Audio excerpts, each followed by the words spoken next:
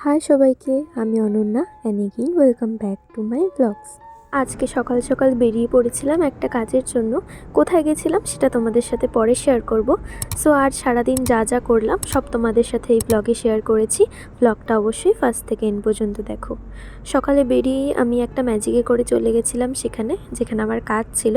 তো সেখানে কাজ টাজ করে আমি বাইরে রাস্তায় এসে দাঁড়িয়েছিলাম, কিন্তু কোনো গাড়ি পাচ্ছিলাম না।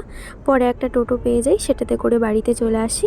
আর এখানে দুটো ডগি খেলা করছিল একসাথে। তারপর ঘরে এসে দেখি মানবীও এখানে খেলছিল, আবার দুষ্টুমিও করছিল। আর আমিও সকাল থেকে কিছু খাইনি।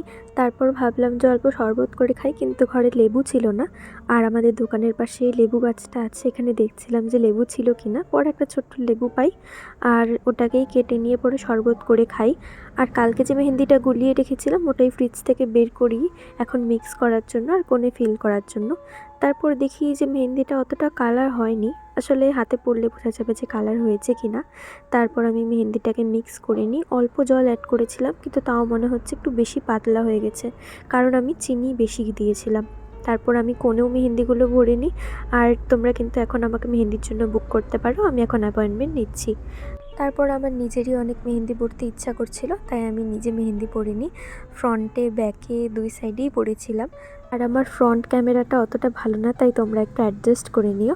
এই যে দেখো ডিজাইনটা, জানি না কেমন হয়েছে, তোমরা কমেন্টে অবশ্যই জানাবে তোমাদের এই ডিজাইনটা কেমন লাগলো। আমি বেশিরভাগ পিন্টারেস্ট থেকে ইন্সপো নিয়ে মেহেন্দি ট্রাই করি, নিজেও কখনো পড়ি, আর কিন্তু বেশিরভাগ টাইমটা পিন্টারেস্ট থেকেই দেখে পড়ি। তারপর আমি স্নান করে নিই, আর স্নান করে পুজো দিতে যাওয়ার জন্য রেডি হয়ে যাই। এই জিন্সটা পরবো, আর এটা হচ্ছে আমার পয়লা বৈশাখের নতুন ড্রেস, এখনও পরা হয়নি, তো এই টপটা পরেছিলাম। তারপর আমি একা একা বেরিয়ে পড়ি, এখানে ফুল নিয়েছিলাম।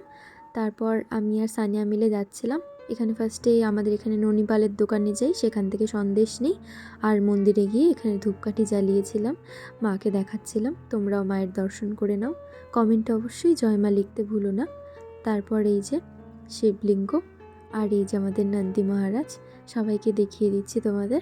তারপর এখানে বটতলার এখানেও অল্প প্রণাম করতে গিয়েছিলাম।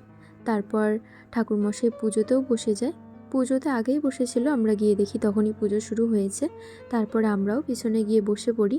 আজকে তেমনটা ভিড় হয়নি, খুব কম ভিড় হয়েছিল। তারপর ভোগ নিবেদন আর আরতি হয়ে যাওয়ার পরে সবাইকে শুদ্ধ গঙ্গা জল দেওয়া হচ্ছিল। তারপরে অঞ্জলিও হয়ে যায়, অঞ্জলি হয়ে যাওয়ার পরে এখানে খিচুড়ি প্রসাদ দেওয়া হয়, আমি সেটা খেয়ে নিই। আর মাকে প্রণাম করে মন্দির থেকে বেরিয়ে পড়ি। সেখান থেকে চলে যাই চড়ক মেলায় 4 নম্বরে, মা এসেছিল, মার সাথে যাই, আর বাবাও ছিল। রাস্তায় কিছুটা দূর হেঁটে গিয়েছিলাম, তারপরে মেলাতেও পৌঁছে যাই।